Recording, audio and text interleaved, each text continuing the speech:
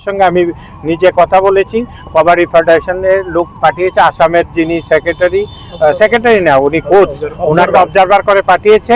Kabaddi team যাচ্ছে, কিন্তু ঘটনা হচ্ছে আমার যদি একটা ব্যাড প্র্যাকটিস থাকে, আমার চেষ্টা থাকবে বিভিন্নভাবে চুরি করে টিম পাঠানোর ক্ষেত্রে। তো এইগুলোকে সজাগ দৃষ্টি দিয়ে আমরা করছি। থেকে আপনাকে তো হাতে গুনে বলে দিলাম কতগুলি গেম। এই কবাডির কথা বলেছে, কবাডির টিম আমরা পাঠাচ্ছি, মোটামুটি শেষ।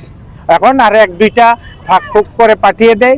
কিভাবে পাঠায় এগুলির সঙ্গে একটা বিশাল স্ক্যান্ডাল জড়িত আছে, তদন্ত আছে। আপনারা জানেন যে কিছুদিন আগে যখন ইন্ডিয়ান অলিম্পিক অ্যাসোসিয়েশন এখানে টিম পাঠিয়েছিল, যে এডক কমিটি ছিল, ওই এডক কমিটির রিপোর্টে কিন্তু স্পষ্টভাবে আমি যতটুকু জানতে পেরেছি সিবিআই তদন্ত দেওয়ার জন্য বলেছে যে এই ঘটনাগুলি একটা বড় ধরনের স্ক্যান্ডাল ঘটে গেছে। ত্রিপুরার খেলোয়াড়রা, জনজাতি যুবক থেকে আমাদের সমস্ত যারা প্লেয়াররা আছে সবাই বঞ্চিত হয়েছে আমাদের বিগত দিনগুলিতে।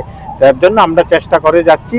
আগামী দিন আপনারা সবাই আসুন, যারা সবাই মিলে চেষ্টা করি। সাংবাদিক বন্ধুদের বলছি, আপনারা তো অনেক এনে ভালো ভালো প্লেয়ার আছেন, আপনারা ম্যান অফ দ্য ম্যাচ হন দেখছি, আপনারা তো প্লেয়ার, আমাদের পাশে থাকুন।